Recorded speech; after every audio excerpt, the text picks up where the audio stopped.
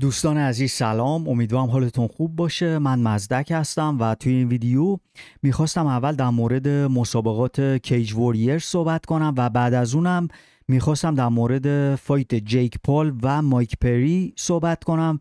فایتشون دیروز برگزار شد و همونجوری که دیدین جیک پال برنده شد. حالا دوستانی که فقط میخوان در مورد فایت جیک پال و مایک پری بشنون میتونن همین الان برن توی کامنت ها. من اونجا ویدیو رو قسمت قسمت کردم و دقیقه تموم قسمت ها رو هم گذاشتم. امکان داره در مورد چیزای زیادی توی این ویدیو صحبت کنم. اول میخواستم یه چیز کلی بگم در مورد سازمان کیج واریرز و بزرگترین سازمان های حال و حاضر اروپایی. بعدن هم برم حالا در مورد عملکرد شیرزاد قادریان صحبت کنم، همچنین مجتبی اصلانی، میلاد احدی، اینا توی همین مسابقات کیج واریر 174 همشون مبارزه داشتن. در مورد عملکردشون صحبت میکنیم، همچنین در مورد آیندهشون یه مقدار، و بعد از اونم همونجوری که گفتم دیگه میریم وارد فایتای بوکس، مبارزه بوکس جیک پال و مایک پری میشیم. خب بچه‌ها، تا یادم نرفته ممنون میشم همینجا ویدیو رو لایک کنین، دمتون واقعا گرم. بریم وارد بحث اولمون بشیم و در مورد بزرگترین سازمان‌های اروپایی که کیج واریرز هم یکی از اوناست بحثمون رو شروع کنیم. ببین بچه‌ها، کیج واریرز در حال حاضر یکی از مشهورترین سازمان‌های اروپایی، حتی توی دنیا خیلی مشهوره.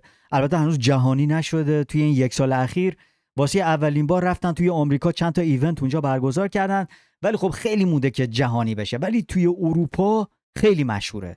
حالا توی اروپا چه سازمان‌هایی بزرگتر از همن؟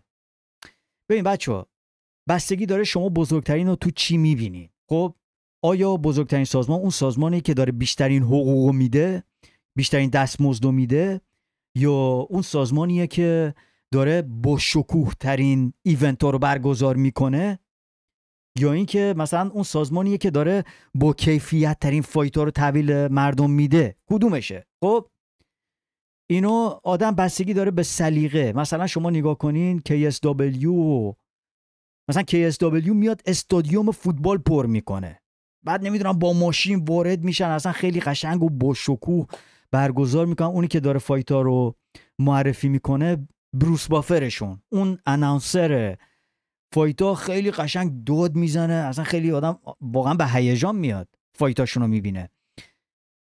ولی مثلا دیدین، حالا من نمیگم کیفیت فایتراشون بده، ولی مثلا قوی ترین مرد جهان رو میارن، مثلا اون MMA کار نیست در اصل. خب خیلی شوهای قشنگی برگزار میکنه، از لحاظ شو و ایونت خیلی با شکوه برگزار میکنه. همچنین اکتاگون توی این چند سال اخیر خیلی بزرگ شده. بعد میرن مثلا توی آلمان سالن‌های بزرگی رو پر میکنن، خیلی با شکوه برگزار میکنن. خب تو MMA تو آلمان هم بزرگ شده دیگه. بعد مثلا فایترهای آلمانی میارن میذارن اونجا، طرفدارا میان، پر میشه سالونا. اونا هم فکر میکنم استادیوم اینا پر کردن. خب اونا چکیه سازمان، ولی خب تو کل اروپا همینجوری دارن ایونتاشون رو برگزار میکنن، دستمزدای بالایی هم میدن. خب مثلا اگر درست یادتون باشه چند وقت پیش یه تورنمنتی توی دسته سبک وزن برگزار کرده بودن، تو دسته لایت ویت، و گفته بودن که برنده 1,000,000 یورو جایزه میبره. خب برنده این تورنمنت علاوه بر دستمزدشون که فایت به فایت دارن پولشون رو میگیرن، دستمزدشون رو میگیرن، برنده تورنمنت 1,000,000 $، چون 1,000,000 یورو هم تقریبا میشه 1,000,000 $. یعنی از این لحاظ بخوایم با کیج واریرز مقایسه کنیم، اصلا به گرد پاش نمیرسه. این چون اینا نمیان مثلا 1,000,000 $ پول بدن مثلا به یه فایتر جوون. خب که الان دیدین، حالا شیرزاد، الان وارد بحث شیرزاد هم میشم، ولی از لحاظ دستمزد منظورم اینه که اینا بالاترین حقوق رو میدادن. الانم اینجوری که میخونم دارن یه تورنمنت دیگه دارن درست میکنن توی ولتر ویت، کلاس وزنی 77 کیلوگرم، اکتاگون رو دارن میگم، و 1,000,000 یورو هم قرار به برنده اون بدن. خب خیلی سرمایه گذاری کردن. شاید بعضی مثلا اینو مثلا از دیدشون بزرگترین سازمان اروپا باشه، ولی مثلا من وقتی که نگاه میکنم و میبینم سازمان کیج واریرز، فرقی که با بقیه این سازمان ها داره اینه که استعداد پرورش میده. فایترایی که از کیج واریرز اومدن بیرون و بعدن روحیه یو اف سی شدن، وارد یو اف سی شدن، خیلی هاشون قهرمان شدن، خیلی هاشون به لجند های ورزش ام ام ای تبدیل شدن. الان براتون مثلا چند تا مثال بزنم، نگاه کنین، من اینجا آماده کرده بودم. مثلا نگاه کنین مشهورترینشون کانر مک‌گرگور، این تو 2 کلاس وزنی توی کیج واریرز قهرمان شد. این دیگه مشهورترین کسی که میتونم از کیج واریرز براتون اسم ببرم، الان بیشترم بهتون نشون میدم. و همین ایده رو با خودش وارد یو اف سی کرد. توی یو اف سی هم اونجا هم قهرمان 2 کلاس وزنی شد. بعد از اون داستان بود که همه اومدن ادای کانر رو در بیارن. بعد از اون همه میخواستن چمپ بشن، قهرمان 2 کلاس وزنی بشن. تا قبل از اون هیچکی اونجوری زیاد به این داستان فکر نمیکرد. ولی کانر وارد کیج واریرز شد، قهرمان شد، مشهور شد، شهرتش رو از اونجا به دست آورد و اونجا این ایده به سرش زد. ببین بچه‌ها، من کیج واریرز رو میتونم اینجوری واسهتون توصیف کنم. کیج واریرز مثل دانشگاه میمونه واسه فایترها، مثل دانشگاه میمونه که فایترها میرن اونجا مدرک فایتریشون رو میگیرن، بعدا میخوان وارد بازار کار بشن که اکثرا هم میخوان وارد یو اف سی بشن، چون که بزرگترین سازمان ام ام ای دنیاست. خب حالا علاوه بر کانر براتون اینجا چند تا مثال بزنم چه کسایی قبلا اونجا مبارزه کردن. مایکل بیسپینگ قهرمان میان وزن یو اف سی، این هم قبلا اونجا قهرمان بوده. تام اسپینال که الان قهرمان موقت یو اف سی که به عقیده خیلی بهترین سنگین وزن حال حاضر یو اف سی، این هم قبلا تو کیج واریرز مبارزه میکرده. ایانگری رفیقمون، حالا با وجود اینکه من خیلی زیاد شب با ایانگری حال نکنم، ولی یکی از بزرگترین استعدادهای حال حاضر یو اف سی، قبلا هم تو کیج واریرز قهرمان شده. پدی پیمپلت حالا به نظر من یکی از بهترین فایترهای حال حاضر یو اف سی نیست، ولی یکی از معروف ترین هاست تو دسته سبک است، ولی اینم قبلا مثلا تو کیج واریرز قهرمان شده. دن هاردی رو شاید خیلی‌ها نشناسن، ولی این قبلا سر کمربند قهرمانی ولترویت با جورج سن-پیر مبارزه کرد. یونا یونجیچک اونجا فقط یه فایت برگزار کرده، ولی خب چون که معروفه اینجا توی این لیست آوردمش. یکی از لجندهای ورزش ام ام ای گرگارد موساسی اونجا قهرمان شده و بعدن هم میدونه قهرمان دریم شده، قهرمان استرایک فورس، قهرمان بلاتور، کانتندر یو اف سی، یکی از لجنداست، ولی اونم توی کیج واریرز مبارزه کرده. پانی کیانزاد هم قبلا اونجا قهرمان شده. گرگارد هم که همونجوری که میدونین ارمنی ایرانه. خب منظورم که اونجا هم قبلا، حالا اینجوری بخوایم حساب کنیم، 2 تا ایرانی هم مثلا اونجا بودن. حالا شیرزاد هم اگر مثلا بخوایم حساب کنیم این وسط، شیرزاد هنوز قهرمان نشده ولی در راهه، ایشالله میشه. خب همینجوری پیش بره میشه. منظورم اینه که اگه بخوایم از لحاظ بزرگترین حساب کنیم، کیج واریرز به نظر من خیلی استعداد داره تحویل میده، استعداد پرورش میده. از این لحاظ خیلی خوبه. یعنی اگر مثلا یه فایتر جوونی هست بره اونجا، اونا لامصبا بلدن حالا چجوری استعدادا رو پرورش بدن، بهتر و بهتر کنن، مچاپای درست بهشون بدن و اونجا یه بدبستونی هم با یو اف سی داره سازمان کیج واریرز. خب الان برگردیم به این یکی تصویر. آره ببین بچه، اینا سازمان کیج واریرز با یو اف سی هم یه قراردادی داره. خب اکثر قهرماناشون وارد یو اف سی میشن. یعنی حالا واسه فایترهای جوونی که حالا شاید این ویدیو رو ببینن، حالا بچهای ایرانی یا کلن، ببین بچه، اگر مثلا اونجا آدم وارد بشه، اونجا مبارزه کنه و اینا، قهرمان بشه، بعد احتمال ورود به یو اف سی زیاده. این از این لحاظ، از این لحاظ میگفتم. این چیزها رو کامل تعریف کردم چون که چند تا از بچه‌ها در مورد سازمان کیج واریرز پرسیده بودن و می‌خواستن بدونن آقا چه نوع سازمانیه، آیا بزرگترینه، چه جوریه. منم اینجا چیزی که می‌خواستم اینجا به نتیجه برسم همینه. شما بستگی داره بزرگترین رو تو چی می‌بینی. یه فایتری مثلا اینجا مثال بزنم براتون که گفتم اکتاگون رو مثال زدم، مثلا مکوان امیرخانی، این دیگه تو یو اف سی کارش تمومه. یعنی دیگه توی یو اف سی که دیگه نمیاد قهرمان بشه. الان مثلا این پیشنهاد رو بهش دادن که بیاد وارد یه تورنمنتی بشه که 1,000,000 یورو میتونه جایزه ببره. خب معلومه میاد اینجا رو قبول میکنه، نمیره که مثلا یه جای مثل کیج واریرز یا یه جای اینجوری مبارزه کنه. کیج واریرز بیشتر همونجوری که گفتم مال فایترهای جوانتر، اونایی که میخوان از اونجا به عنوان یک سکوی پرتاب استفاده کنن. سکوی پرتاب خیلی خوبیه کیج واریرز. متوجه چی میگم؟ این جاهای دیگه اینا هم خیلی خوبن، نمیگم خوب نیستن، ولی بستگی داره فایترها کجای دوران حرفه‌ایشون باشن. آیا آخر دوران حرفه‌ایشونن، اول دوران حرفه‌ایشونن، فقط هدفشون پول در آوردنه. بعضی فایترها فقط واسه پول مثلا میگن آقا پی اف ال بیشترین پولو داره به من میده، یا اکتاگون داره بیشترین پولو به من میده. خب معلومه اون هدفش پول در آوردنه، میره اونجا. ولی یه فایتر دیگه هست که مثلا میگه مثلا کیج واریرز اینجوری داره استعداد پرورش میده، یه بدبستونی هم با یو اف سی دارن و سابقه هم نشون داده که فایترهای زیادی از کیج واریرز وارد یو اف سی شدن که بهتون نشون دادم، کانر و مایکل بیسپینگ و اینا.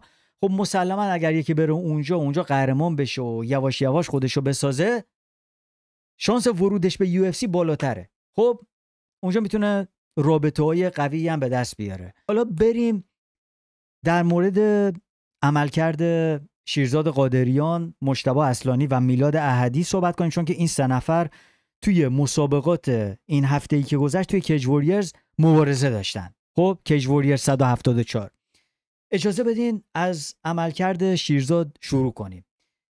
حالا ببینید شیرزاد توی این تورنمنت توی این مسابقات کیج واریرز توی یه تورنمنتی داشت مبارزه میکرد، یه تورنمنتی به اسم پرایس فایتر. خب این تورنمنت پرایس فایتر همش توی یه شب انجام میشه که قرعه کشی میکنن. همینجور که توی این تصویر میبینین از نیمه نهایی شروع میشه، اون دوتایی که میبرن میان فینال، تو مین ایونت با هم دیگه مبارزه میکنن توی اون آخرین فایت کارت. بعد قبل از اونها هم یه فایت دیگه برگزار شد بین این دوتا پسر ایتالیاییه که برنده اینا شد رزرو این تورنمنت. یعنی اگر اینجا یکی مصدوم میشد، اینا میتونستن بیان داخل فینال حالا مبارزه کنن، رزرو بودن. خب بکاپ. ولی خب خدا رو شکر که حالا شیرزاد، من اینجوری که خیلی سریع بعد از مسابقات یه اینترویوی داشتم باش انجام میدادم، مثل که میگفت دستش شکسته بود، بین دوتا انگشتش شکسته بود، یه حالت اینجوری.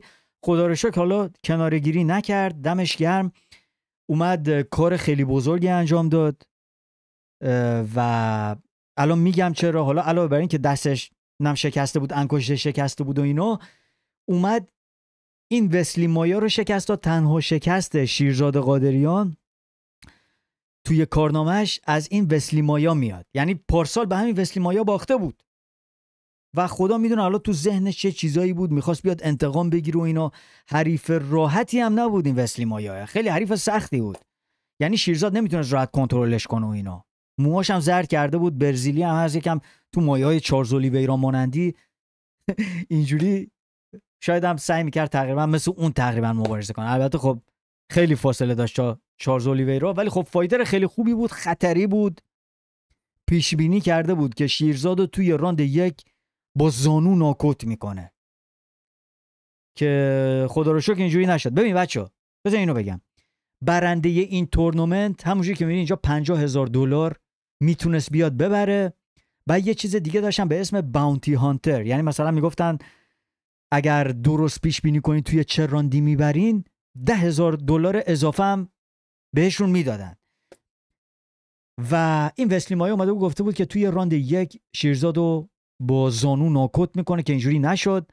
نزدیک بود، البته تو راند 3 از بیخ گوش شیرزاد رد شد، پرید یه زانوی یه حالت سویچ کیک مانندی اینجوری با زانو اومد، اصلا میلیمتری رو کله شیرزاد رد شد. فایت نزدیکی بود. دو راند اول که برگزار 2 راندی بودن، این یکی فایت 3 راندی بود، ولی این دوتا نیمه نهایی 2 راندی بودن. و همونجوری که دیدیم فایت شیرزاد و مایا بعد از 2 راند داورا تشخیص دادن که مساوی شده. بعد رفت وارد یه راند دیگه شد، فکر کنم بهش میگن سادن دت، وارد سادن دت شد و اونجا شیرزاد راند آخر رو دیگه برد، دیگه کنترلش میکرد تا آخر راند و هم آخر راند بود که خیلی خطری بود. این پرید اومد بالا، یه زانو پرشی پرید، یه زانو زد. همون لحظه هم شیرزاد اینجوری سرش آورده بود پایین، میلیمتری رو کله شیرزاد رفت بالا، بعد افتاد پایین. صحنه قشنگی بود خودش، حقیقت رو بخوام بگم خیلی صحنه پرهیجانی بود. ولی خب دوباره شیرزاد خدا رو شکر ضربه نخورد، گرفتش، شکستش، رفت فینال. توی فینال هم با الکساندر لوف، اینم حالا بگیم یه استعداد سوئدی، عملکردش خیلی خوب بود. و این الکساندر لوف چیزی که داره اینه که من لایو گذاشته بودم، داشتم لایو صحبت میکردم، هر کی کمر اینو از پشت دیده باشه اصلا انگار این یه تیکه گوشت اضافه داره، مادرزادی. دیدین کمر اونجایی که مثلا هفتی میشه، اون عضله پشت کمرش طرف راستش احساس اون خیلی گنده تره، یه تیکه اضافه اونجاست، مادرزادیه این. ولی خب حالا بعضیا میگن آقا این قدرت ناکوت شاید از اونجا بیاد. به هر حال خیلی حریف سختی بود. این اومد فینال با شیرزاد، اومد فینال، شیرزاد قاطعانه اومد اون فینال رو برد. اونجا دیگه باید همون جوری که مبارزه میکرد همون جوری باید مبارزه میکرد. چون که من تو لایو بودم، خیلی بچه‌ها میگفتن آقا همش داره کشتی میگیره، مثل داغستانی‌ها خیلی یه حالت اونجوری بود. شاید خیلی از بچه‌ها ترجیح میدادن یه فایت بزنتری میدیدن. ولی خب شیرزاد نباید ریسک میکرد دیگه اونجا. به نظر من کار درست انجام داد، با یه گیم پلن درست اومد اینو تا آخر کنترل کرد. ولی این یکی هم توی راند آخر نزدیک بود همون کاری که وسلی مایا انجام داد. فکر کنم اون داشت این فایتو نگاه میکرد، دیده بود این هم قشنگ پرید، شیرزاد ماش زیرگیری کنه، این پرید یه زانوی پرشی زد، این اصلا مالوند تو کله شیرزاد. این یکی نزدیکتر بود، اون میخورد شیرزاد میتونست ناکوت بشه. یعنی خطری بود، خیلی خطری بود. به هر حال شیرزاد این خطرها رو پشت سر گذاشت، اومد برد، بهش تبریک میگم، دمت گرم شیرزاد. حالا همونجوری که گفتم، حالا شاید بعضیا سبک مبارزه شیرزاد رو دوست نداشته باشن، قشنگ مثل همین داغستانیا دیگه. یعنی خیلی از این سبک کشتیگیری که حریفو میبرن پایین، اونجوری کنترل میکنن، یواش یواش پیش میرن، اون حالت انفجاری حریف رو ازش میگیرن. مثلا دیدین حبیب و کانر با هم مبارزه میکنن، راند یک فقط میخواست کانر رو بگیره، فکر تموم کردن کانر فکر نمیکنم بود. اگر میتونست موقعیت گیره حبیب میومد این کار رو انجام میداد. ولی خیلی از حریفای کانر دیگه، کانر بعدن دستش رو شد، مثلا مقابل حبیب بردش پایین، اون اکسپلوسیو بودن کانر رو ازش گرفت. چون که کانر توی اون راند یک، همچنین راند دو خیلی خطریه. یعنی اگر یکی میتونه یک بگیرش، کنترلش کنه، یک همینجوری بغلش کنه، خستش کنه، دستاشو خسته کنه، یکم وارد گرپلینگ بشه باشه، اینا این کارو انجام میده. حتی داستین پوریر تو ابوظبی توی دومین فایتشون دارم میگم که کانر رو ناکوت کرد، داستین پوریر که استرایکره، اونم همین بلا رو آورد سر کانر. یعنی میگم این فقط تاکتیک کشتیگیری و داغستانی ها نیست. بعضی از فایترها اینقدر استرایکرهای خطرناکی هن که آدم باید این تاکتیک رو باهاشون پیش ببره. یعنی دیگه بایدیه دیگه، آدم اگر میخواد ببره باید اینجوری کنه. حالا سبک مبارزه شیرزاد آیا خیلی مثلا تماشاگر پسند بود توی این دوتا فایت؟ شاید حالا واسه خیلی ها شاید اونقدر تماشاگر پسند نبود، ولی منم همونجا اومدم گفتم اولندش که همونجوری که گفتم اول ویدیو، آدم نمیدونه اینا تو فایت چه اتفاقی میفته، مثل که دستش انگشتش شکسته بود، این از این. ولی خب چیزی که حالا هممون دیدیم، شیرزاد تموم تمرکزش رو این بود که حریفاشو بگیره، تیک داون بگیره، اونجا کارو تموم کنه. و من خودش اولین بار بود نشسته بودم داشتم فایتای شیرزاد رو لایو میدیدم، اینجوری که من برداشت میکردم میخواست یواش یواش مثلا حریفاشو خسته کنه، توی راند یواش یواش فایتو تموم کنه. خب مثلا تیک داون میگرفت، رو حریفاش کار میکرد تا یه موقعیت قشنگ گیرش بیاد که حریفاشو تموم کنه، یا حالا ساب میشن یا حالا هرچی. بعدش من تو اون لایو اومدم گفتم که اسلام مخاچف هم اول اینجوری نبود که الان مثل الان که میاد قشنگ حریفا رو تموم میکنه، سریع تموم میکنه. الان اسلام مخاچف خیلی بهتر شده. مثلا فایتشو بریم با درو دوبر نگاه کنین، تو راند 3 بود یا فکر کنم تو راند 3 تمومش کرد. یعنی یواش یواش بغلش کرده بود، یواش یواش پیش میرفت، دیگه خسته شد درو دوبر. شیرزاد هم همینجوری بود، خسته شون میکرد. یعنی من تو اون لایو هم داشتم صحبت میکردم در مورد وسلی مایا، اونایی که لایو دیدن گفتم همینو داشتم میگفتم شیرزاد بره راند 3 بهتر کنترل میکنه وسلی مایا رو. نفس خوبی هم داره شیرزاد، یعنی اینجوری بگیم من خوش آمد، چون کشتی، ببین بچه کشتی واقعا نفس آدمو در میاره، خیلی سخته. دور اول یه مسابقه انجام داد 3 راندی و دور آخر هم خب دیگه دیدین دیگه، بازم یه 3 راندی دیگه اونجا اومد قهرمان شد. تبریک بهش میگم. حالا همونجوری که گفتم شیرزاد هنوز خیلی جا داره، فقط 23 سالشه، ایشالله که به بهترین جاها برسه، به وارد UFC بشه، اونجا قهرمان بشه. واسه ما ایرانی هم خیلی خوبه که حالا یکی از هموطنامون اونجا باعث افتخاره، یکی از هموطنامون اونجا مقام بیاره و اینا، قهرمان بشه و اینا، حتی یکی از کانتندرها بشه مثلا بنیلاریوش، مثلا یکی از اون کانتندرهای تاپ بشه، خب حتی قهرمان کیج ووریرز بشه. ما به همه این چیزا افتخار میکنیم. ولی خب یکی بچه بود میگفت که این الان اگر وارد UFC بشه مثلا نمیتونه الان حالا وارد تاپ 15 بشه. ببینید هنوز جا داره. به نظر من شیرزاد که آخرین بار باش صحبت کرده بودیم میگفت که من میخوام اینجا اول قهرمان فلای ویت اینجا بشم، فلای ویت و بانتام ویت بشم. این تو دسته بانتام ویت بود. خب حالا شیرزاد برنامه‌اش اینه که تو اینجا قهرمان بشه، بعدم بره یک کلاس وزنی پایینتر اونجا هم قهرمان بشه. اینجوری که باش صحبت کردم به نظر من که خیلی فکر خوبیه، چون که اینجا همونجوری که گفتم مثل دانشگاه میمونه، یواش یواش داره تجربهش میره بالاتر. الان رکورد شده 7-1، ایشالله همینجوری بهتر و بهتر بشه. اینجوری تجربهش میره بالاتر. یکی مثل پدی پیمپلت قهرمان کیج ووریرز شده بود، نمیخواست بره UFC، میگه آقا هنوز واسه من زوده UFC، من میخوام اینجا تجربه‌ام بره بالاتر. که الان رفته وارد UFC شده، هنوزم خیلی عقب تره. حالا شیرزاد من نمیگم خیلی عقب تره، شیرزاد بیسشو داره. اونایی که کشتی گیرن، کشتیشون اینقدر خوبه در حد شیرزاد، میتونن هر فایتی رو ببرن. این وسط استرایکران که اگر کشتیشون خوب نباشه پس فردا میخورن به یه کشتیگیر میبازن. شیرزاد بیسشو داره، خیلی قویه. اونایی که کشتی بلدن، اینجوری کشتیشون در این حده، میتونن خیلی زیاد پیش برن. این کشتی یکی از مهمترین چیزاست تو MMA. خب که الان شیرزاد اینو داره و منظورم اینه که الان جای بهتر شدن زیاد داره. مطمئنم که شاید برنامه‌اش همین باشه که همینجوری تو کیج ووریرز بمونه و حالا شاید در آینده هم بره توی آمریکا و این طرف و طرف، توی این باشگاه‌های تاپ اونجا اگر تمرین کنه با فایترهای درجه 1، مطمئنم بهترم میشه. امکان داره همین الان هم بره با همین عمر نورماگومدوف اینا، امکان داره دوباره بره تو کمپ اونا، امکانش هست.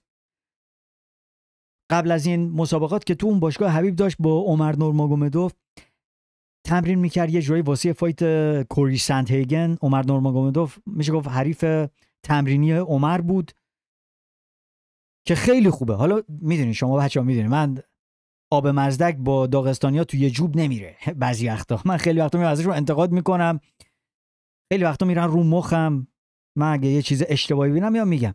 ولی همیشه اومدم گفتم اگر بچهای ایرانی میتونن از اینا چیزای جدید یاد بگیرن و از اینا استفاده کنن، چرا که نه؟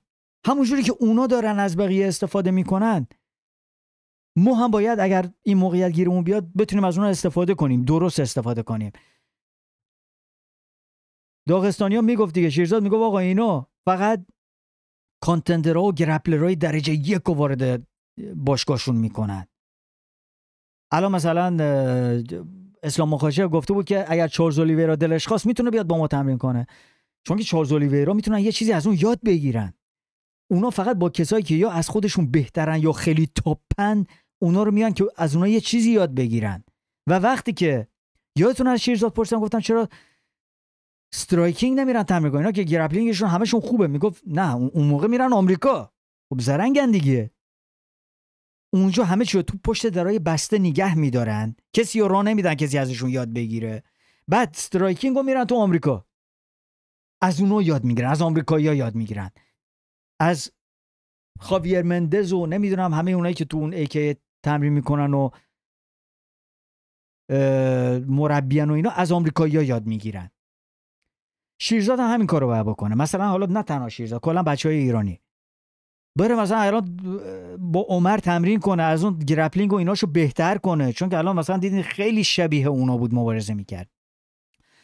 بعدن هم یواش یواش بره رو استرایکینگش هم کار کنه که یعنی استرایکر بهتری هم بشه، چون که همونجوری که گفتم تنها هدف شیرزاد توی این فایتا این بود که زیرگیری کنه بره پایین. اگر استرایکینگش هم بهتر کنه در آینده، یک سلاح دیگه به انبار مهماتش اضافه میشه. قشنگ مثل جنگ میمونه. مثلا یه سربازی بخواد بره جنگ، یه هفتیر داره، یه تفنگ داره، یه خنجر داره، یکی دیگه فقط یه هفتیر داره.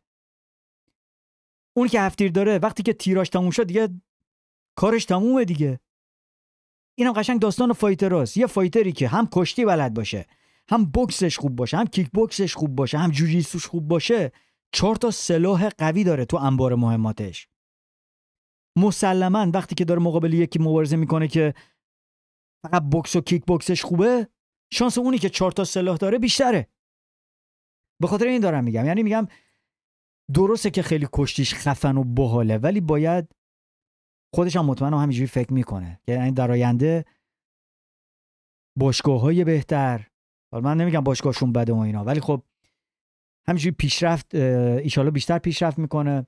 و یه چیز دیگه هم در نظر بگیرین که شیرزاد اصلا جثه‌اش کوچیک بود واسه اون بنتام. من اول با خودم گفتم این پسر وسلی مایا چقدر گنده است، چه بانتام ویت بزرگیه. بعدن یادم افتاد که اصلا شیرزاد هدفش این بود که بره فلای ویت. وقتی که دیدم الکساندر لو هم خیلی گنده، بعد اونجا فهمیدم بابا اونجا دوزاری افتاد، بابا اصلا شیرزاد بعدن میتونه تو فلای ویت هم مبارزه کنه. اینجا داشت با فایترهای درشتر از خودش مبارزه میکرد که خیلی خوبه اینجوری اومد برد، استعدادش رو نشون میده. دمش گرم. آرزوی بهترین ها واسه شیرزاد. خیلی خوب بود. آقا بریم وارد فایت بعدی بشیم، یه مقدار در مورد مجتبی صحبت کنیم. مجتبی اصلانی هم همون شب فایت داشت. مجتبی هم با یه حریف سختی مبارزه داشت، همونجوری که می‌بینید رکورد خوبی هم داشت، 5-1 بود قبل از فایت. و راند 1 که من خودش دادم مجتبی. حقیقت رو بخوام بگم آخر راند 1 تا جایی که یادمه این حریف مجتبی یه مشت محکم بهش زد، اگر یادمه. آخر فایت یکم بهتر شد این جیاکومو میکلیس، ولی با وجود این به نظر من میتونستم بدم به مجتبی راند 1، چون اکثر راند 1 میشه گفت بیشتر دستش بود. راند 2 به نظر میرسه که خسته شده باشه و اونجا دیگه متاسفانه دیگه توی راند 2 متوقف شد. میدونم الان خیلی ناراحته، چون که باش مصاحبه کردیم میگفت که دفعه پیشم که باخته بود خیلی ناراحت بود. حالا امیدوارم زیاد خودشو ناراحت نکنه. به قول مربی کانر که میگه یا میبری یا یاد میگیری، یکی از این دوتاست. و حالا به نظر من یکم سریع البته خب اینم بگم خودش هم میگفت داشت در مورد لیون ادوارد صحبت می‌کرد، گفت لیون مثل من نیست، خونسرده، کاراشو یواش یواش پیش میبره. من یه جورایی مثلا تخت گازو میگیرم، میخوام همون جوری شاید سریع فایتامو تموم کنم. من خیلی اینجوری هجومی شروع میکنم. شاید بیشتر به خاطر اون بود که خیلی سریع شروع کرد، خیلی حالا سرعت زیادی داشت فایتش، مثل این فایتای حمزه شیمایف هست خیلی سریع میخواد فایتو تموم کنه. یه حالت اونجوری مانند بود. حالا امیدوارم که مجتبی هم قوی‌تر برگرده و آرزوی بهترین ها واسه مجتبی. من بعضی دارن در مورد وزن، آقا چون که وزن زیاد کم کرده این حرفا و اینا. ببین بچه‌ها یه چیزی بگم در مورد بعضیا میگن آقا چرا و اگر میخواد بره یه وزن بالاتر.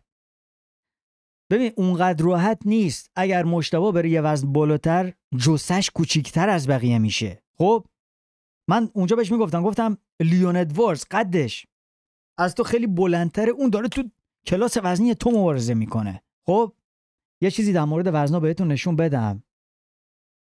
ببین بچه‌ها وزنای MMA رو بخوایم حساب کنیم یه جوریه که مثلا شما از دسته از دسته فلای ویت، این دیگه مال مردا، از اینجا تا لایت ویت رو حساب کنین 10 پوند میره بالا، میشه گفت حدود 5 کیلو میره بالا.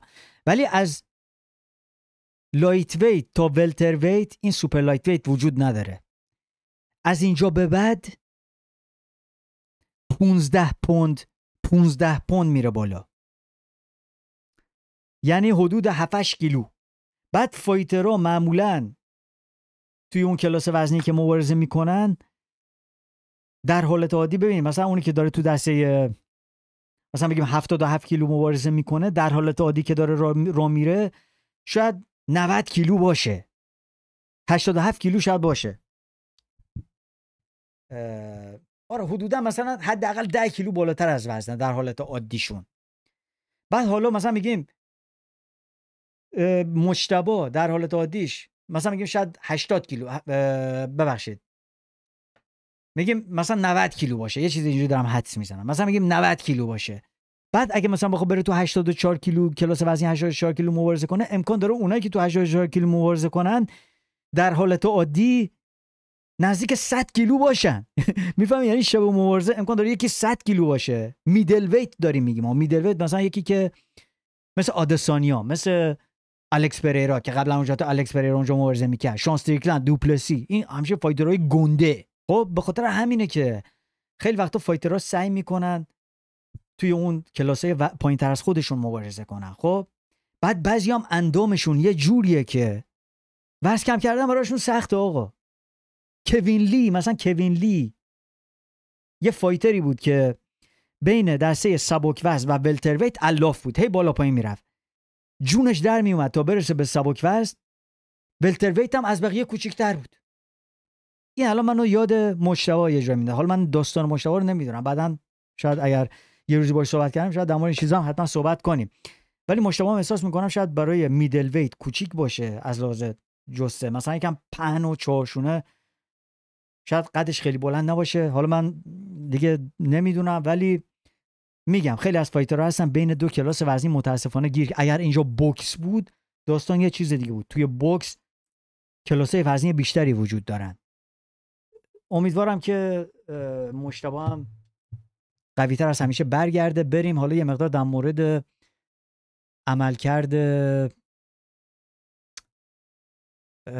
عملکرد احدی صحبت کنیم. میلاد احدی. من میتونستم این عکس‌ها رو نشون بدم، اصلا حواسم نبود. اینجا چند تا عکس گذاشته بودن اگر اشتباه نکنم. عکس شیرزاد برنده. این هم فایتش بد نبود، تو راند یک بوسنیک اومد برد.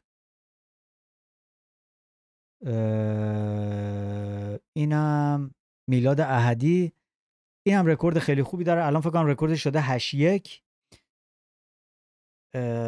این هم کشیش خیلی خوب بود، دمش گرم، خیلی قشنگ اومد برد با یه پسره توماس پال بود اگر اشتباه نکنم اسمش، اون کرولاله. من دیدم اون ما رو گذاشته توی استوریش، حریف میلاد احدی، چون که یه آهنگی گذاشته بودن از 50 سنت، گفتم شاید از آهنگ خوشش اومده بود، نمیدونستم دیگه بیچاره کرولاله. به هر حال اون سر و پا بیشتر مبارزه میکرد، البته واسهش سخته که حرف کسی رو نمیتونه بشنوه توی کورنر، این میتونه چیز سختی باشه واسهش. ولی خب حالا به هر حال حریف خیلی راحتی هم نبود، یعنی تو راند 3 یکم مشکل درست کرد واسه میلاد احدی، سرسخت بود. میلاد فکر کنم اگر درست یادم باشه تو راند 2 بود یا تو راند 1 یه هدکیک زد تو گردنش، پسر افتاد، نزدیک بود تمومش کنه، ولی خب باز جون سالم به در برد. خیلی سرسخت بود، تو آخر فایت هم داشت سعی می‌کرد که فایتو ببره. ولی خب میلادم چیزی که داشتم توی لایو میگفتم، دوستانی که داشتن نگاه میکردن میگفتم این حالا نسبت به بقیه بچهای افغان که دارن مبارزه میکنن، مثل نصرت حق پرست و کسای دیگه، بیشتر کشتی دوست داره. و گفتم همونجور مثل شیرزاد که داشتم میگفتم، این سبک بیشتر آدمو پیش میبره تا شاید سبکای دیگه، چون که مثلا یکی مثل نصرت حق پرست میفته جلو کشتیگیرا، اونجا راحت شاید اگه مثلا یکی ببرش پایین، مثلا دن هوکر که اصلا کشتیگیر نیست، نصرت رو چند دفعه تیک داون گرفت روش، خب اونجوری مثلا میتونن بیان شکست بخورن. ولی کسی که کشتی بلد باشه بیس قوی داره و این الان رکورد خیلی خوبی داره، میتونه شاید به زودی شاید یا سر کمربند کیج واریرز مبارزه کنه، یا اینکه ولی بعضی از بچه‌ها میگفتن میخواد وارد دینا وایت کانتندر سیریز بشه، که اونم منو اصلا متعجب نمیکنه اگر مثلا وارد بشه. چرا که نه؟ الان واسه کسایی که توی اروپا زندگی میکنن، توی آمریکا زندگی میکنن، همچین رکوردی دارن، میتونن وارد UFC بشن. الان دیگه مثل سابق نیست. قبلا شاید خیلی سخت بود یکی وارد UFC میشد، چون که اولا اون موقع MMA مثل الان به بزرگی الان نبود و الان خیلی بزرگ شده و همینجوری فایترها میتونن رکورداشون رو بهتر کنن، جاهای زیادی مبارزه کنن. این خیلی از این چیزا MMA بزرگتر شده، روابط نزدیکتر شده. کسایی هستن توی UFC کار میکنن، مثلا الان نگاه کنین این تیم علی عبدالعزیز، اینا میبینین چقدر دارن فایتر وارد میکنن. این یه رابطه خیلی قویه بین UFC و مثلا فایترهای روسی، به خاطر همینه که اینا همینجوری دارن اونجا دارن مبارزه میکنن. خب منظورم اینه که خیلی چیزا بهتر شده واسه خیلی از فایترها که وارد UFC بشن. شیرزاد دوباره دارم میگم، میلاد احدی هم خیلی خوب بود، عالی بود. به نظر من یه دسیژن قاطعانه داشت.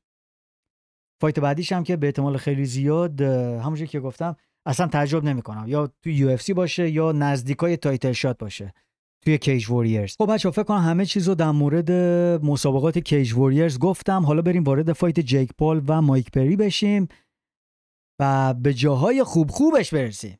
پس حالا که داریم به جای خوب خوبش میرسیم، باید لایکای خوب خوبش هم برسه. دمتون گرم بچه‌ها، همینجا ویدیو رو لایک کنین. دمتون واقعا گرم. اگرم کانالمون رو تا حالا سابسکرایب نکردین، ممنون میشم کانالمون رو سابسکرایب کنین. دمتون واقعا گرم. ببین بچه‌ها، من خدایش این فایتو لایو ندیدم، یعنی کله سحر بود، گفتم بیدار بمونم بیدار نمونم. بعد دیدم فایت آماندا سرانو، خسته بودم اصلا. بعد گفتم اصلا جیک پال ارزش بیدار وایسادن نداره، فردا میبینمش. بعد فردا متاسفانه نتیجه رو فکر کنم دیدم، ولی فایتشون رو خیلی سریع دیدم. راند یکی قشنگ یه ناک داون داشت، مایک پری رو ناک داون کرد که خودش گفت آقا این ناک داون اول منو گیج نکرد، فقط یه لحظه تعادلم به هم خورد، بالانسم خراب شد، خوردم زمین. ولی راند دو هم دوباره یه ناک داون بد داشت. اینجوری بهتون میگم اصلا مایک پری قشنگ کیسه بوکس بود توی این فایت، هیچ کاری نمیتونست انجام بده. حالا بعضیا میگن آقا گاوبندی بود و این حرفا، میدونم الان اینو میگه، حالا 10 نفر دیگه میگه آقا گاوبندی بود. بذار اینو بهتون بگم، مایک پری چی میگن ارزش گاوبندی نداره. یعنی مایک پری به نظر من هر موقع در مورد مایک پری صحبت کردم این اومدم گفتم مایک پری فقط نون سرسختیشو داره میخوره.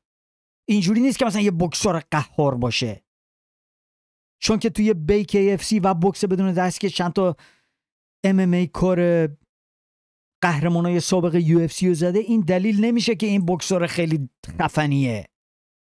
مایک پری به نظر من هیچ زمانی یه فایتر تاپ نبود، حقیقت رو دارم بهتون میگم. فقط سرسخت بود. وارد UFC شد فکر کنم بدون شکست بود و اول مقابل این یکی از این کره‌ای‌ها مبارزه کرد که شاید خیلی خوب نبود، اومد اونو ناکوت کرد. بعد اومد دنی رابرتس رو ناکوت کرد که اونم خیلی خوب نبود.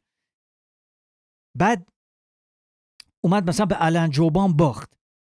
ببینین مایک پری همونجوری که گفتم اول وارد UFC شد، یه MMA کار بدون شکستی بود، دوست داشتن بزرگ بشه، ولی توی هیچ چیزی عالی نبود. یعنی نه کشتیش عالی بود، نه بوکسش عالی بود، نه کیک بوکسش عالی بود، نه جوجیتسوش عالی بود. تو همه اینا تقریبا یه جور بود. ولی از جایی که خیلی سرسخت بود، ناکوت نمیشد، همینجور کسی نمیتونست ناکوتش کنه و ضربه های خیلی محکمی میزد. یعنی قدرتش خیلی قدرتیه، اینش خیلی قویه. آره قدرت خیلی خوبی بود. البته اینو بگم MMA کار بذارش تو این سازمانایی که شاید در حد UFC نباشن، شاید میومد جزء که از اون کانتندر و اینا میشه، شاید حتی میتونست بیاد ببره، یا مثلا میذاشنش تو چه میدونن تو بریو و حالا من سازمانای کوچیک‌تر، حتی سازمانای کوچیک‌تر آمریکایی. ولی توی UFC وقتی که شما دارین با بقیه فایترها مقایسهش میکنین با فایترهای تاپ 10 یا تاپ 20، مایک پری نسبت به اونا اصلاً در حد اونا نبود. یعنی اگر یکی یه مغزی داشت با یه گیم پلن درستی میومد باش مبارزه میکرد میبردش. ویسنت لوکه زد اصلا دماغش رو اینجوری کرد، یه طرف دماغش این ور بود اینجوری شده بود دماغش، یه طرفش این ور بود اینجوری بود دماغ مایک پری. یعنی سرسختیش ببین تا چه حد دماغش رو خورد و خمیر کرده بود، هنوز داشت کتک میخورد، اینقدر قوی بود. و همین فقط با سرسختی اومد. بعد دید آقا یو اف سی هم میخواست نگرش داره، خودش هم دلش میخواست وایس یو اف سی، ولی دیگه نمیشد چون داشت به همه میباخت، تقریبا داشت به همه میباخت. دونالد سرونی رو گذاشتن جلوش که یه لشکر سیاهی مانند گذاشتن جلوش دونالد سرونی، چون که وقتی که با این مبارزه کرد دونالد سرونی دیگه از اوجش فاصله گرفته بود. بعد دونالد سرونی هم در اصل سبک وزنه، این یکی از این ولترویت‌های قوی بزرگه. دونالد سرونی هم مثل آب خوردن سابمیتش کرد، تمام برو بیرون. چه وضعشه؟ اصلا جوجیتسو در حد من نیست. بردش پایین، یادم نیست چه فنی بود، آرمبار بود فکر کنم، یه آرمبار گرفت دستشو میشکوند سری تپ کرد رفت. گفت چیکار کنم آقا، اگر نمیتونستم تپ کنم نمیکردم، ولی دیگه تپ کردم دیگه. ولی مایک پری رفت وارد BKFC شد و اونجا تبدیل شد به یه ستاره بزرگ توی BKFC. با کیا مبارزه کرد؟ بزرگترین حریفاش. اومد حالا MVP رو زد مایکل ونام پیج تو بوکس. MVP اگر تو MMA بود که راحت اینو به نظر من میزد، به نظر من راحت میزدش. MVP رو زد حالا تو BKFC. اون جولیان لین و این چیزا رو ول کنی بابا، اون کیه؟ اون اومد زد. بعد آخر سر اومد لوک راکولد زد، قهرمان سابق میان وزن UFC، و ادی آلوارز. این دوتا حالا تا جایی که الان خیلی سریع دارم فکر میکنم اینا دارم به ذهنم میاد معروف ترین حریفاش، که این دوتا هم از اوجشون فاصله گرفته بودن. اونا رو زد اونجا معروف شد. ولی آیا ادی آلوارز و لوک راکولد بوکسور بودن؟ نه. آیا جولیان لین بوکسور بود؟ نه. آیا MVP بوکسور بود؟ نه. این اولین بوکسوریه که الان داره مقابل مایک پری مبارزه میکنه و اصلا هم نمیخوام اسم بوکسور رو بذارم روی جیک پال، چون که جیک پال هم به نظر من همچین پخی نیست. متوجهین؟ داستان جیک پال اینه که بذارین اول یه تعریفی ازش کنم، بعد چون که اکثر حرفایی که میخوام بزنم ازش بیشتر حمله است و انتقاده. جیک پال اون مغزی که داره رو آدم باید بهش بگه دمش گرم که چه بیزنسمن خوبیه، چقدر قشنگ داره پول در میاره، بلده یه بیزنسی واسه خودش درست کرده. این یوتیوب باکسینگ یا این داستانو اینا درست کردن، اینو داشتش یه بیزنسی برای خودشون درست کردن، یه ورزشی واسه خودشون درست کردن. یوتیوبرها بیان مثلا با هم بوکس مبارزه کنن، یا مثلا یوتیوبر با الان خودش مثلا با MMA کارا، این چیزا رو خودش درست کرده. از اون لحاظ آدم باید مثلا بهش بگه دمش گرم چه بیزنسمن خوبی. ولی ببین من حاضر مثلا یکی مثل من میگه آقا دیگه پول در آوردن تا چه حدی؟ خب این مثلا حاضر هر کاری بکنه که سر و صدا کنه، اعصاب مردم رو خراب کنه، پول در بیاره. الان مثلا میره میخواد بره با مایک تایسون مبارزه کنه، همه فقط رفته رو مخ همه. به هر حال این چیز خوبی بود که میخواستم ازش بگم. ولی حالا چیزای بدش وارد بشیم. همه چیز جیک پال فیکه. من هر چیزیشو که دارم نگاه میکنم فیکه تقریبا. حریفاش اونجوری که مثلا خودش داره چیز میکنه، حرف میزنه، مثلا این حریف خطرناکی قشنگ بلد یه جوری فایت‌ها رو پروموت کنه که آره من امکان داره تو این فایت ببازم، ولی هیچ زمانی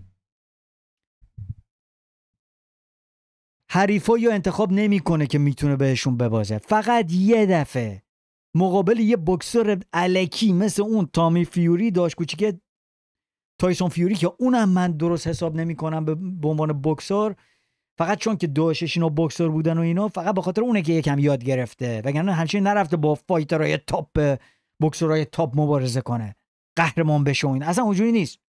مقابل اون بازی کرد، باخت. مقابل تنها کسی که یک هم از بوکس سر در می آورد، مقابل اون باخت.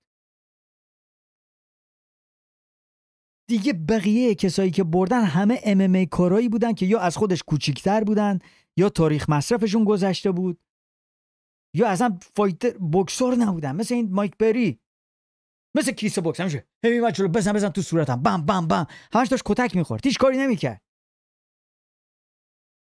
و منظورم اینه که همه چیزش تقریبا فیکه. اگر مثلا بیاد بگه من 600,000 پیپر ویو فروختم، من میگم فیکه. کی اومده به تو پول داده آخه؟ خودت داری همه چیز خودت درست میکنی، بعد اینقدر اومدن خریدن و اینا. به نظر من تقریبا همه چیزش فیکه جیک پال، و میخواد همش یه جوری خودشو به عنوان یه بوکسور تاپ غالب کنه. خب اگر تو بوکسوری، برو با یه بوکسور مبارزه کن، یه بوکسوری که رکوردش خوبه. مونتا نه، این همش دنبال MMA کاراست. من بن اسکرین کشتیگیر بود، تایرون وودلی کشتیگیر همچین بوکس چی میگم، به خاطر بوکسش معروف نبود. اندرسون سیلوا 45 سالش بود، الان MMA کارم بود. الان اومده مقابل یکی که اصلا هیچ زمانی یه فایتر تاپ نبود، فقط سرسخت بود.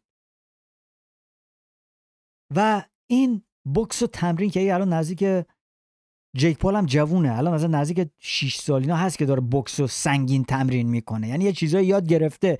نمیگم مثلا بوکسش خوب نیست، ولی عیارش مقابل یه بوکسور تاپ معلوم میشه، نه مقابل یه فایترایی که هیچکی نمیشناسه، بوکسورایی که قبل از این باش مبارزه کرد هیچکی اصلا نمیشناسه. آیا کسی اصلا در مورد جیک پال صحبت میکرد؟ نه، فقط زمانی در مورد جیک پال صحبت میکنن که داره با یه MMA کار مبارزه میکنه. در غیر اون صورت هیچکی اصلا 2 مبارزه انجام داد قبل از این اصلا هیچکی حواسش نبود، چون که اصلا کسی اونا رو نمیشناخت.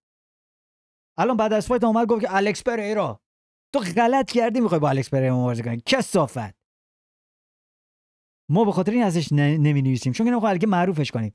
30 سال سیاه نمیاد با الکس پریرا مبارزه کنه، چون که میدونه الکس پریرا نمیتونه باهاش مبارزه کنه، به خاطر همین چالنجش میکنه.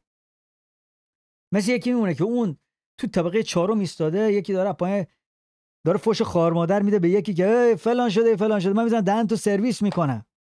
اگه پایین جلو رو خودش بود عمرن این حرفو نمیزدن تو روی همون طرف، ولی چون که میدونه دستش بهش نمیرسه داره اینجوری داره صحبت میکنه. الان اینم همینجوری داره چالنجش میکنه. UFC الان قرارداد داره با الکس پریرا، چجوری میخواد ولش کنه بره اونجا با تو مبارزه کنه؟ آخه چالنجایی انجام بده که بتونم باهات مبارزه کنم. مثلا حالا درنتیل میگفت عمرم منو صدا نمیزنه، اسم منو چالش نمیکنه، چون که میدونه من میذارم سرویسش میکنم. حالا من کاری به درنتیل ندارم، ولی این آقای جیک پال فقط داره میخواد بره رو مخ بقیه. چالنجاش تقریبا هیچ وقت کسی چالش میکنه که یا میتونه بیاد ببره یا اصلا نمیتونن باش مبارزه کنن. به خاطر همین اینقدر داره اینجوری سر صدا اینجوری را میندازه. بعدش اومد گفت مایک تایسون، من مایک تایسون رو چالش کرد. بابا مایک تایسون، بابا بی خیال، تو جوانتر هستی، دوپینگ هم که شاید بکنی، متوجهی؟ بعد وزنش هم که خودت انتخاب میکنه، همه چیزو خودش انتخاب میکنه، وزنو خودش انتخاب میکنه. الان وزنش هم بخوایم حساب کنیم، این 200 پوند بود، یعنی تقریبا 205 پوند میشه لایت هیوی ویت، جایی که قبلا جون جونز اونجا قهرمان بود. الان الکس پریرا قهرمان اونجاست، وزن خودش تقریبا اون قده. بعد مایک پری، مثلا شما فکرشو بکنید، مثلا الکس پریرا با لیون ادواردز مبارزه میکرد الان، مثلا از لحاظ قد و قواره، تازه لیون ادواردز هم قدش بلنده ولی فیل و فنجون تقریبا. وزنشو خودش انتخاب میکنه، مکانشو خودش انتخاب میکنه، شهرشو خودش انتخاب میکنه، باور کنید داورا هم خودش انتخاب میکنه، همه چیزو خودش انتخاب میکنه، راندا رو خودش انتخاب میکنه، قیمتو، همه چیز با خودشه. همه چیزو یه جوری میچینه که خودش بیاد ببره. به خاطر میگم همه چیزش فیکه. من به هیچ چیزش یعنی اعتماد نمیکنم. آدمش کم حالا پول خوبی داره چیز میکنه به دست میاره و اینا، متوجه از اون لحاظ خوبه. بعد مثلا چیزم میگفت دیگه، بریم یکم واکنشا رو نگاه کنیم بخندیم. تو توییتر گیلبرت برنز let's go مایک پری، این هنوز فایت شروع نشده بود. اینو ول کن، این یه خبرنگار بود. متیو ولز نمیدونم کیه، ولی یه پاچه خاری داره سنگین میکنه، فکر کنم یه پولی داره یه پولی داره بهش میرسه از طرف جیک پال. اینا میگه وای جیک پال داره وارد میشه با قهرمان WWE آمریکایی دنیا لوگان پال. وای قهرمان کشیکش دنیا لوگان، وای چی شد؟ یه جوری داره انگار مثلا فلوید میودر داره وارد میشه قبل از فایتش مثلا با نمیدونم با اسکار دلا یا مثلا یه چیز خیلی گنده داره توصیف. ما چه خبره با صورتش اصلا تو دل برو نیست این جیک پال. مثلا با این چیزی که داره وارد میشه، این ادا گلادیاتورا رو داره در میاره، شاید یکم تو مایه‌های دیانته وایلر بود، مثلا ماسک و اینا میبست میومد داخل، همه چیزش احساس میکنم. به هر حال رامپیج جیک پال out here looking like a French maid. وای خیلی وای. رامپیج گفته مثل این خدمتکارای فرانسوی، خدمتکارای زن،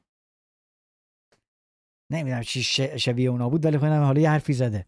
کامان روسمان oh my god let's fight already smash. حالا این مخففه چیه؟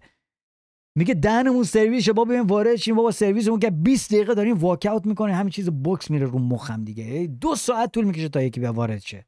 و فایت انجام بدیم برین.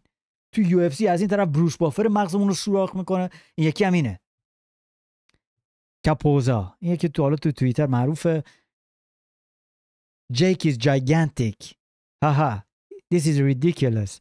گفته گنده است، اندامش 2 برابر مایک پریه، یعنی نامردی از لحاظ وزنم نامردی. دریک برانسون مایک پری out here acting a fool، بگه آبرو ریزی کرده. پاچخار آمریکایی 10 پال راند 1. خفه شو با تو کی؟ مثلا متیو ولز کیه؟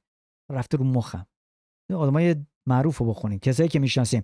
اجم استرلینگ respect to Jake Paul for embracing combat sports and winning, but we need one for the MMA guys. Grace Craft so far can't. چی میگی بابا؟ ساکت باش الجمه، سرویسمون کردی. میگه دم لوگان پال گرم که اومده اینجا داره سعی میکنه فایتر بشه و اینا، ولی امیدواریم که حالا یه MMA کار ببره. یعنی گفت ما طرفدار پریم تا به اینجاش هم که خیلی فایت خوبی بوده. تو چی دیدی داش؟ خواب دیدی؟ جیک پری اصلا گند زد، اومد حرف بزنه آبروریزی کرد.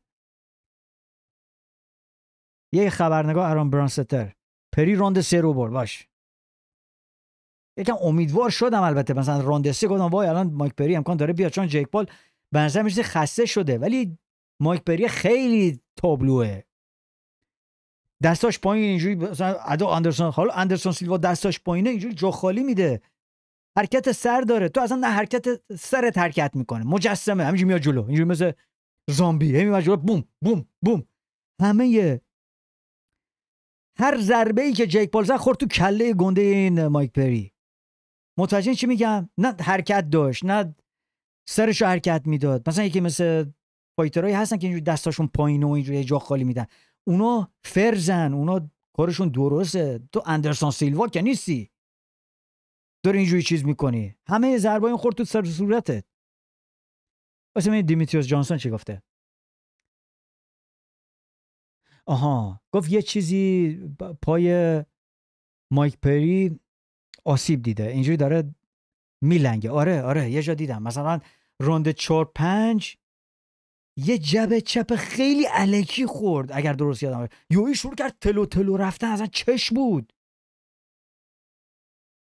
مس بود. یعنی اگر مثلا بعضیا بیان میگه آقا گاوبندی بود، من تموم فایتای جیک پالو که تا حالا دیدم به نظر من هیچ گاوبندی توش نه. این یکی اگه مثلا یکی میگه گاوبندی بود از دید یه نفر که اصلا هیچ چیزی نمیدونه، من دیگه نمیتونستم چیزی، چون خیلی تابلو بود، اصلا هیچ کاری نمیکرد. ولی خب ببین همونجوری که بهتون گفتم، واسه کسی که نمیدونه، واسه من که مایک پریو از اون روزی که وارد یو اف سی شد دارم دنبال میکنم تا به امروز، همون اولش هم بعد از باخت دوم سومش اینا تو یو اف سی فهمیدم که آقا این همیشه فایتر تاپ نیست، فقط سرسخته. همونجوری که گفتم اینجوری نیست که مثلا بوکسور خیلی تاپی باشه. بعدش هم تو BKFC میگم بوکس بدون دستکش. چند تا بوکسور تاپ میشناسین تو بوکس بدون دستکش؟ فلوید میودر رفته اونجا مبارزه کرده؟ نه. همه کسایی که تو BKFC مبارزه میکنن فایترایی هستن که از تو MMA افتادن بیرون، تو MMA هیچ کاری نتونستن انجام بدن، رفتن تو اونجا، یا دوران حرفه‌ایشون تموم شده. کی تو BKFCه به غیر از مایک پری؟ کیو میشناسین شما؟ 2-3 نفر شاید آدم بتونه اسم ببره، بقیه‌اش اصلا ول معطلن. چد مندز دیگه تو UFC هیچ کاری نمیتونست بکنه، الان رفته اونجا.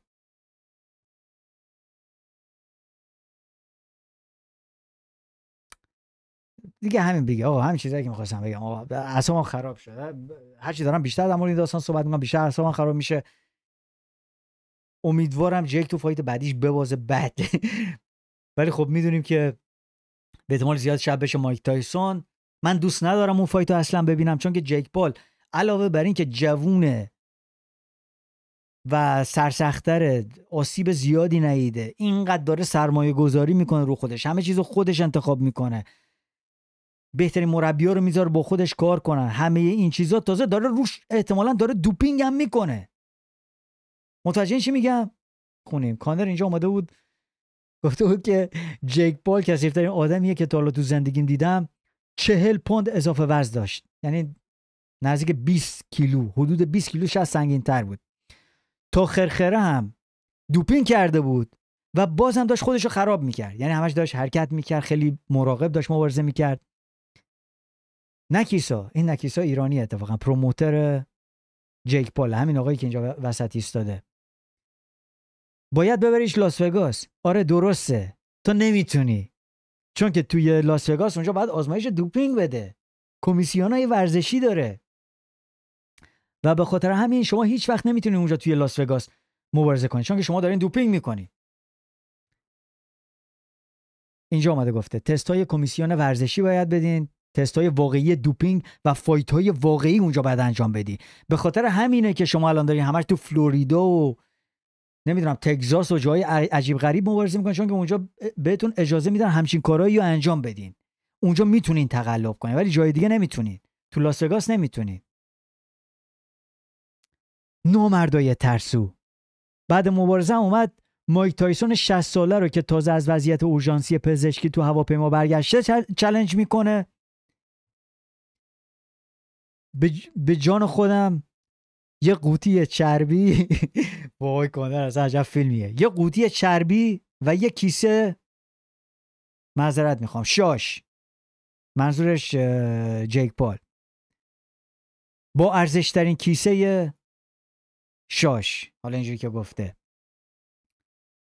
منظورش most valuable promotions که اسم کمپانی جیک پاله. به هر حال کانر اینجوری اومده بود گفته بود، بعدش اومد گفت که مایک اخراجی از سازمان BKFC، چون که همونجوری که میدونی الان کانر یه سهمی توی باشگاه، معذرت میخوام، یکی از مالک‌های کمپانی BKFC و بوکس بدون دستکشه. الان اینجوری مثلا داره اعداد رئیسا رو در میاره، تو اخراج شدی، من تو رو دیگه راه نمیدم. من فکر می‌کنم اونجا یکم هم اومد شوخی کنه، هم یه دستی بزنه به مایک پری. به هر حال این به نظر من که از بهترین واکنش‌ها بود، واکنش کانر. بچه‌ها امیدوارم از این ویدیو خوشتون اومده باشه. اگر تا اینجا ویدیو نگاه کردین لایک و سابسکرایب یادتون نره. دمتون گرم، مواظب خودتون باشین. خداحافظ.